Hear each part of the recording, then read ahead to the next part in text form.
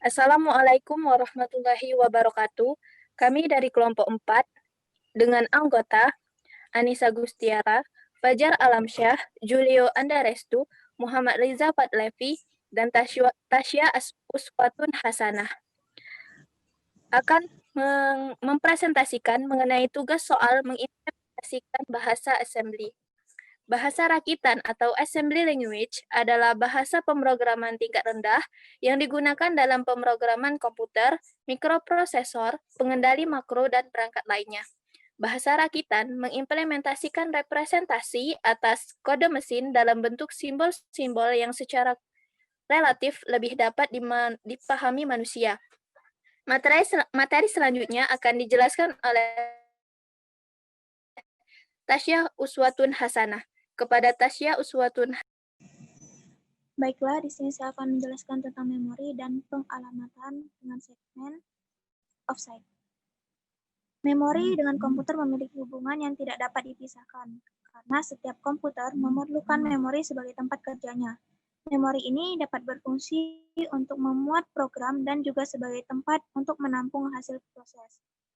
Yang perlu kita perhatikan bahwa memori untuk menyimpan program maupun hasil dari pekerjaan bersifat volatile, yang berarti bahwa data yang disimpan cuma sebatas adanya aliran listrik. Jadi bila listrik mati, maka hilang pula lah semua data yang ada di dalamnya. Hal ini mengakibatkan diperlukannya media penyimpanan kedua yang biasanya berupa disk set maupun hard disk. Selanjutnya, pengalamatan memori dengan segmen offside. Di sini sudah kita bahas bersama bahwa baik 8086 maupun mode real 80286 dapat mengalamatkan sampai 1 MB memori. Tetapi sebenarnya baik 8086 maupun 80286 adalah prosesor 16 bit. Banyaknya memori yang dapat dicatat atau dialamatkan oleh prosesor 16 bit adalah 64 KB saja. Jadi bagaimana 8086 dan mode real 80286 mampu mengalamatkan sampai 1 MB? Di sini caranya yang dikembangkan adalah dengan membagi-bagi setiap segmen menjadi bagian-bagian yang disebut offside. Dalam satu segmen terdapat 16 offside yang diberi nomor dari 0000H sampai FFFH. Nomor offside selalu diukur relatif dari awal suatu segmen. Jadi segmen 0000H berawal dari lokasi memori 0 hingga 65535. Di setiap segmennya itu 64 KB. Selanjutnya materi interrupt. Interrupt adalah suatu permintaan khusus kepada mikroprosesor untuk melakukan sesuatu. Bila terjadi interupsi, maka komputer akan menghentikan dahulu apa yang sedang dikerjakannya dan melakukan apa yang diminta oleh yang menginterupsi. Di IMBPC dan kompatibelnya disediakan 256 buah interupsi yang diberi nomor 0 sampai 255. Nomor interupsi 0 sampai 1 FH disediakan oleh ROM BIOS, yaitu suatu IC di dalam komputer yang mengatur operasi dasar komputer. Jadi bila terjadi interupsi dengan nomor 01 FH, maka secara default komputer akan beralih menuju ROM BIOS dan melaksanakan program yang terdapat di sana. Program yang melayani suatu interupsi dinamakan interrupt handler. Di sini interrupt yang kami gunakan yaitu 20H, yaitu terminate program. 20H DOS function service, 22H terminate code, 23H control break code, 24H critical error handle, 25H absolute disk read, 26H absolute disk write, dan 27H terminate but stay resident. Selanjutnya, materi akan dijelaskan oleh Julio Andaresto.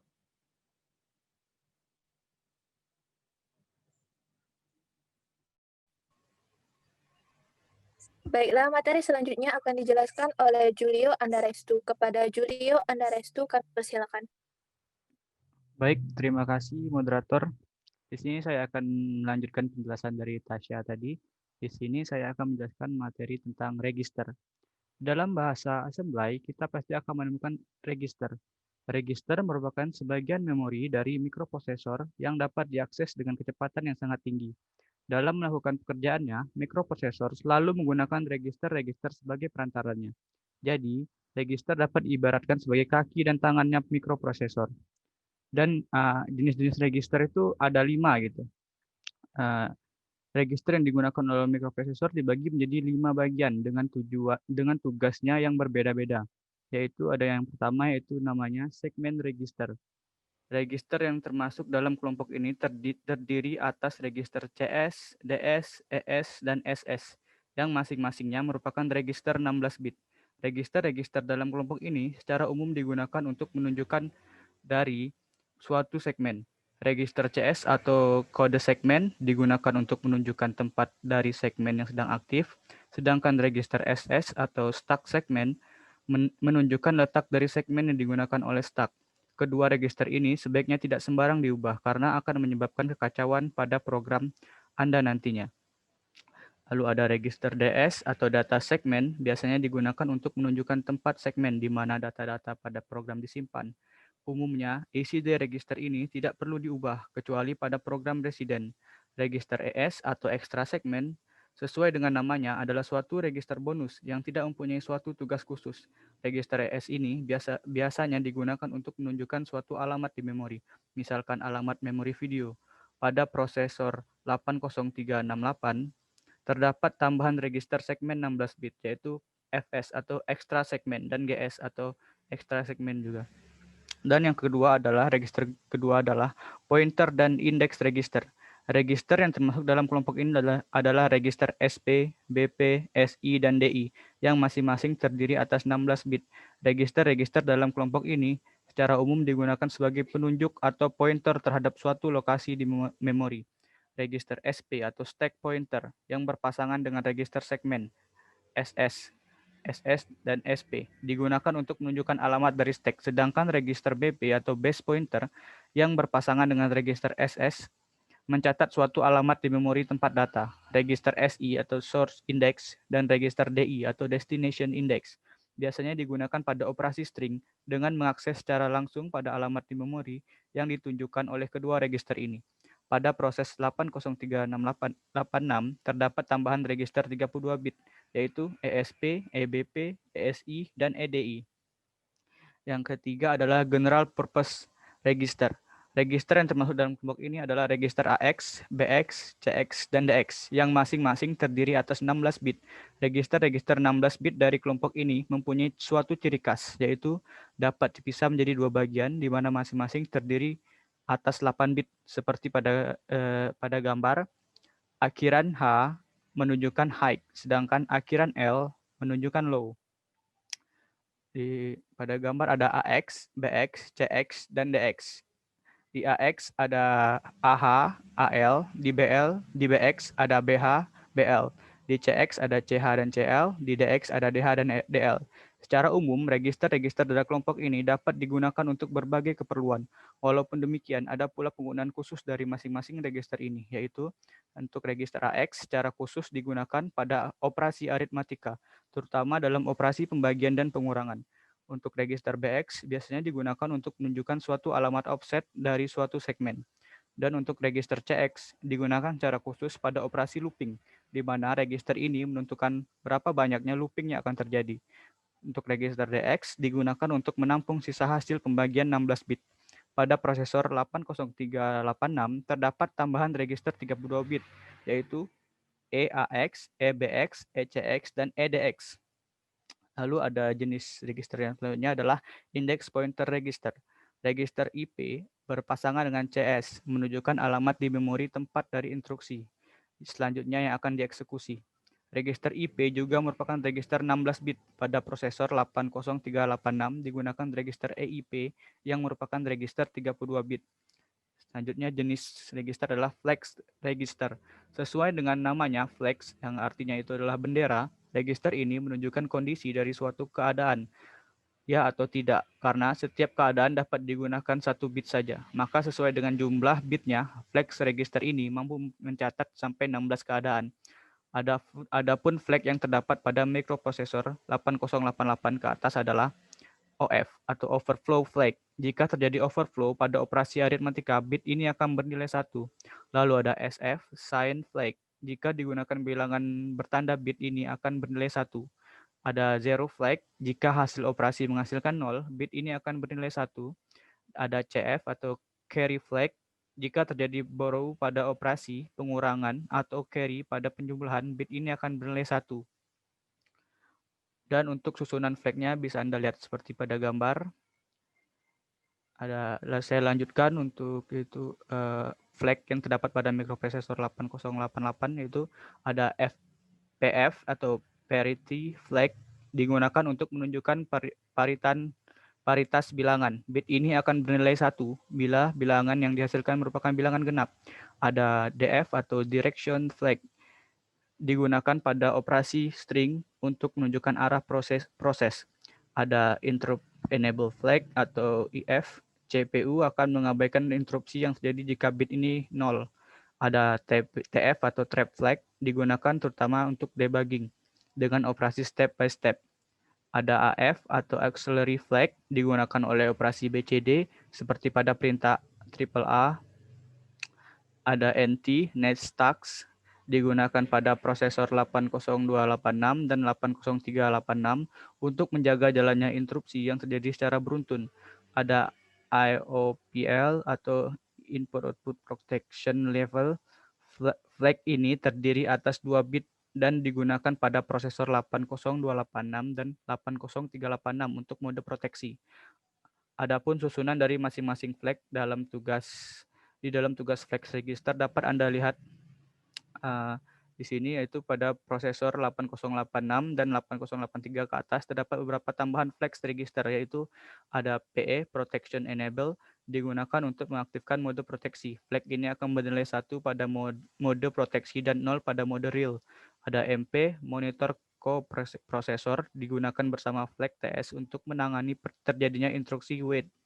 Ada IM, Emulate Coprocessor. Flag ini digunakan untuk mensimulasikan coprocessor 8087 atau 80387. Ada TS, Task Switch. Flag ini tersedia pada 80286 ke atas. Ada ET atau Extension Type. Flag ini digunakan untuk menentukan jenis coprocessor 8087 dan 80387. Ada RF, Resume Flag. Register ini hanya terdapat pada prosesor 386 ke atas. Ada FF, VF maksud saya, Virtual 8086 mode. Bila flag ini bernilai 1 pada saat mode proteksi, mikroprosesor akan memungkinkan dijalankannya aplikasi mode real pada proteksi. Register ini hanya terdapat pada 8038 ke atas. Sekian presentasi dari saya kembalikan ke moderator. Baiklah, materi selanjutnya akan disampaikan oleh Muhammad Riza Fatlepi. Kepada Muhammad Riza Fatlepi, saya persilakan. Baiklah, terima kasih kesempatannya dari moderator. Saat ini saya akan mempresentasikan mengenai bagaimana cara menginstal TASM atau compiler TASM dan bagaimana cara menggunakannya. Pertama-tama kita install dulu aplikasi yang sudah kita download, yaitu TASM.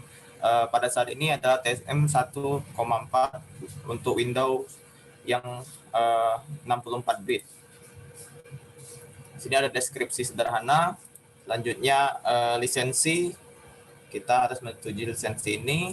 Selanjutnya tunggu beberapa saat dan kemudian kita bisa menggunakan compiler ini. Jika belum terbuka, maka kita perlu membukanya secara manual lewat recently added di start. Nah, ini adalah tampilan bagaimana compiler telah berfungsi dengan baik. Selanjutnya kita akan mencoba bagaimana cara menggunakan compiler ini dengan mencoba satu program sederhana dengan bahasa assembly. Untuk tempat penyimpanan bahasa assembly sendiri di TASM ini ada di biasanya di local disk C di TASM 1,4 di folder TASM, dan disinilah tempat penyimpanan apa yang akan kita compile. Saat ini saya akan presentasikan bagaimana membuat sebuah program yang bisa dijalankan dengan compiler ini. Kita membuat nama programnya sederhana saja. Dan ekstensinya harus berupa ASM atau assembly. Setelah terbuat, maka kita bisa mengedit kodenya dengan menggunakan Notepad++. Supaya cepat, kita presentasikan dengan menggunakan kode yang sudah jadi saja. Jadi dengan Notepad++. Ini adalah kode sederhana yang saya buat dan teman-teman yang membuat. Kemudian kita jalankan dengan menggunakan compiler tadi yang sudah dibuka. Maka kita perlu menuliskan kode sebagai berikut. TASM, nama filenya adalah test.asm.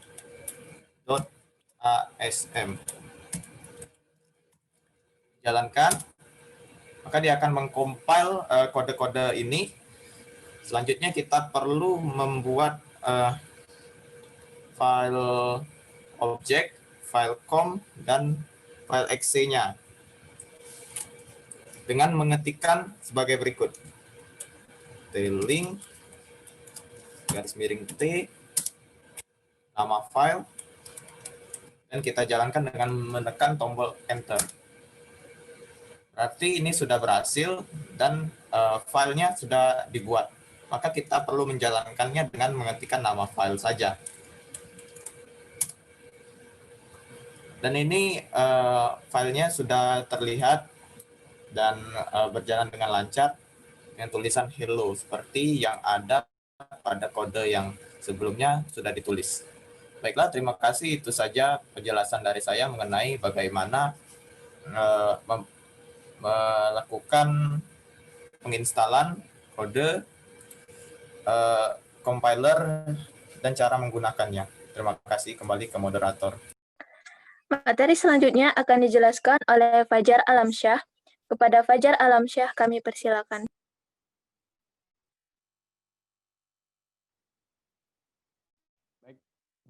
Baik, terima kasih kepada moderator atas kesempatannya. Apakah suara saya terdengar dengan jelas? Terdengar? Iya. Baik, lanjut materi pembahasan soal yang diberikan oleh kami, Bapak Yadi, yaitu implementasikan dengan bahasa assembly untuk memperagakan instruksi ke CPU yang meliputi instruksi dan interrupt input output. Untuk algoritmanya itu sebagai berikut. Simpan ke dalam memori nilai A itu sama dengan 5, kemudian simpan ke dalam memori nilai B itu sama dengan 10, kemudian soal ketiga, jumlahkan A dan nilai B, simpan hasilnya ke memori nilai C sama dengan A plus B. Kemudian tampilkan hasilnya ke output display. Baiklah, kita mulai saja ke ngoding assembly-nya. Pertama kita buka text editornya untuk buat filenya asm.asm. Oke, save dulu. Taruh di folder compilernya. Folder ini tugas.asm. Save. Kemudian untuk membuat codingan pertama itu kan modelnya apa?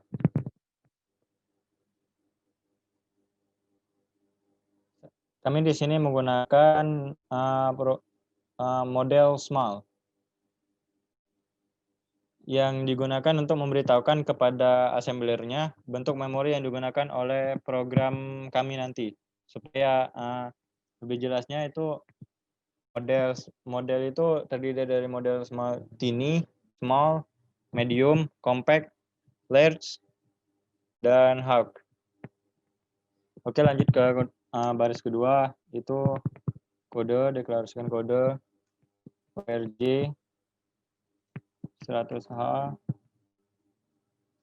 kemudian kasih label. Sini saya ngasih label mulai, kemudian langsung jump ke label proses.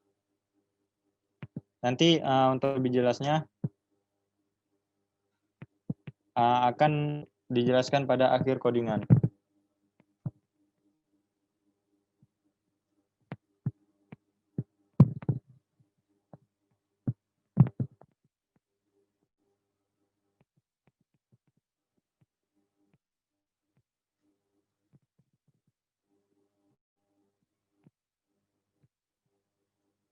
Oke, Mbak, beginilah codingan bahasa assembly untuk menjawab soal yang tadi.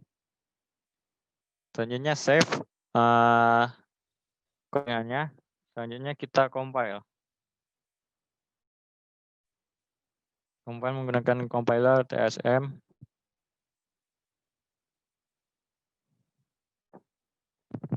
Itu dengan perintah sintak TSM. Terus nama filenya. Tugas.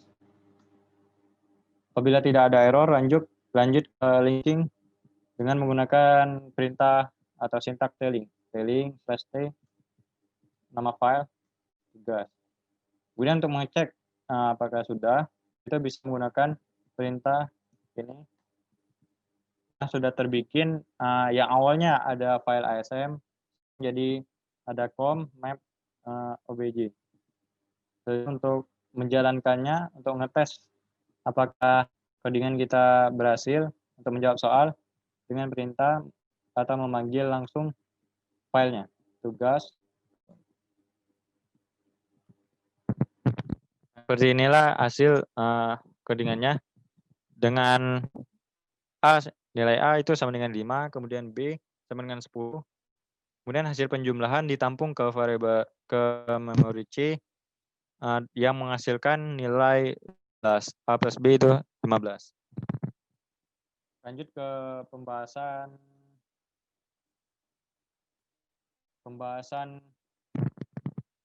codingannya.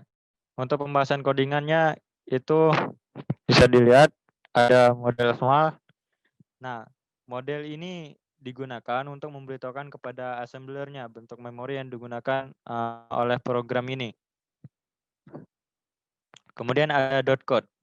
Titik kode ini digunakan untuk memberitahukan kepada assembler. Ada ketutup itu tuh. Apa itu? Oh iya. Tidak kedengaran codingannya itu.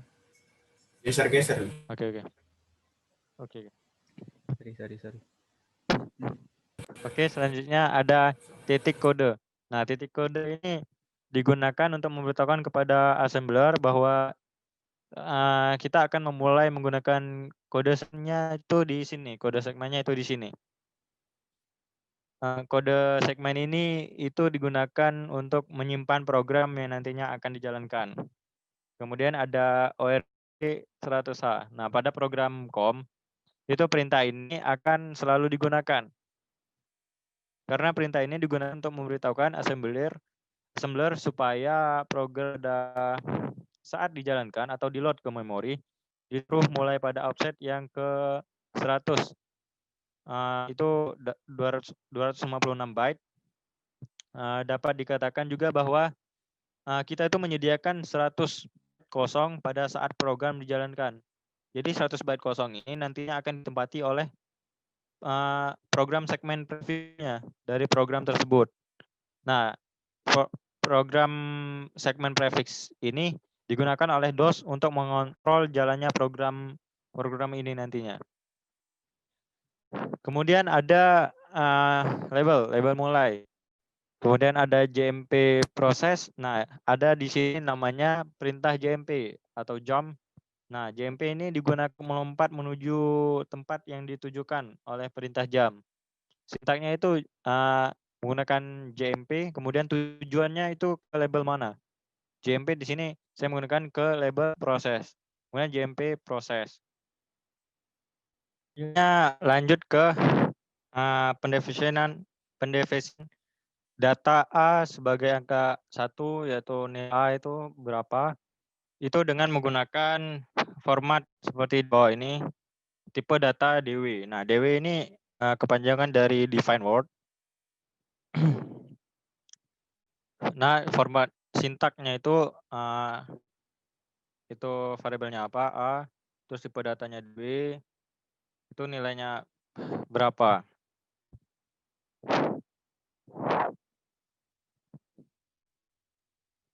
Jadi penjelasannya itu pada bab ini kita mendefinisikan sebanyak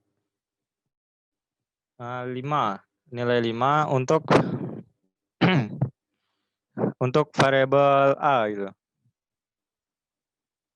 Oke, lanjut ke bagian ini. Nah, untuk ini itu kal 01 DB, berarti ada pula namanya tipe data define byte. Nah, define byte ini dia merupakan segmen 1 pada program ini yang akan menyatakan bahwa nilai A itu berapa nantinya di proses ini nanti. Untuk menampilkannya itu di bagian label proses. Oke, lanjut ke bagian ENT DB 13,10. Nah, ini adalah fungsi untuk define byte. 13,10 ini fungsi untuk enter. Nanti ada enter. Fungsi ini dipakai untuk enter. Misalnya di hasil program tadi kan ada A sama dengan 5, terus B sama dengan 10. Nah, untuk mengenter itu A sama dengan 5 biar tidak berdempet memanjang, maka di enter menggunakan nanti ada prosesnya di bawah ini. Kemudian di bagian proses ada bagian move. Nah, bagian move ini adalah untuk move AH, 9 ini untuk membuka service cetak karakter, untuk membuka service layanan atau cetak karakternya, layanan cetak karakternya. Kemudian ada perintah move. Nah, perintah move ini digunakan untuk mengcopy nilai atau angka yang menuju suatu register, variabel atau memori gitu. Adapun sintaknya untuk perintah move ini yaitu sebagai berikut, yaitu move, misalnya move AL, 9, move AH, 09. Nah, ini memasukkan nilai 9 pada AH, atau di sini kami gunakan untuk membuka layanan cetak karakter. Kemudian ada move DX offset kal 01 itu untuk mengambil alamat offset kal 02. Kal 02 di sini adalah ini. Kemudian move AX, A, ada interrupt 21H itu untuk mencetak, ada si interrupt untuk mencetak parameter sampai tanda $ ini. Cetaknya untuk menekan ke DOS atau tampilan lain, tampilan display. Kemudian ada label 1. Nah, label 1 ini untuk menampilkan nilai B. Yang proses ini untuk menampilkan nilai A. Kemudian ada proses 2, yaitu untuk menampilkan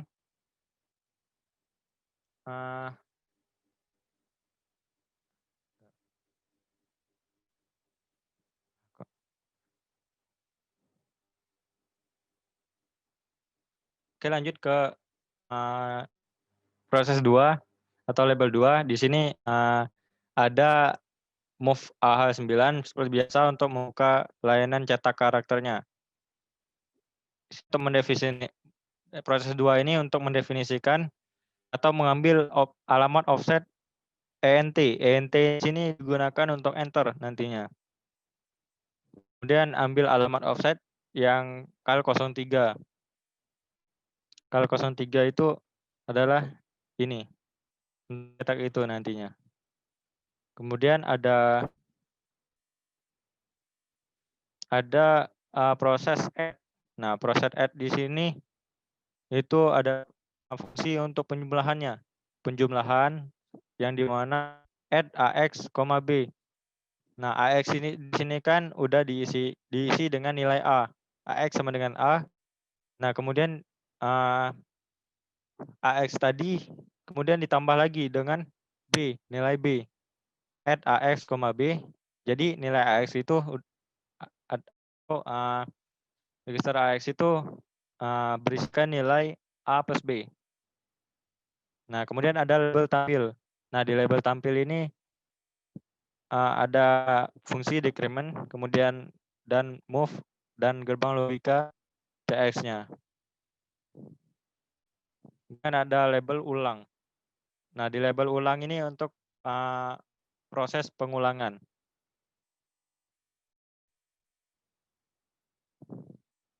Selanjutnya ada proses cetak, atau di sini ada label cetak. Dan di sini ada CMP. Nah, proses CMP ini untuk membandingkan comparison nilai C dengan 1H sini. Kemudian ada proses atau fungsi JE 1. Nah, JE 1 ini berfungsi loncat ke label 1 jika nilai C itu sama dengan 1H. Kemudian ada loncat ke label 2 jika nilai C itu kurang dari 1H. Jadi fungsi ini untuk mengecek prosesnya sampai di mana. Apabila sudah selesai semua prosesnya, maka ada interrupt 20H. Nah, interrupt 20H ini untuk menghentikan programnya. Kemudian ada end mulai. End mulai yang pada label mulai sini. Penutupnya itu end mulai. Oke, sekian penjelasan dari source code yang untuk menjawab soal dari tugas kami. Sekian dari saya kembalikan ke moderator. Terima kasih Fajar Alamsyah. Itulah presentasi dari kelompok kami. Kami memohon maaf jika ada salah kata. Kepada Allah kami memohon ampun. Wassalamualaikum warahmatullahi wabarakatuh.